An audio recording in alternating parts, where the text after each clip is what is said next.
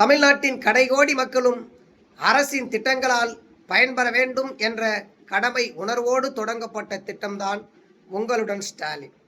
இந்த மாபெரும் திட்டத்தை நேற்று சிதம்பரத்தில திராவிட மாடல் அரசின் நாயகர், இந்தியாவின் தலைசிறந்த முதல்வர் முத்துவேல் கருணாநிதி ஸ்டாலின் அவர்கள் தொடங்கி வைத்தார்கள்.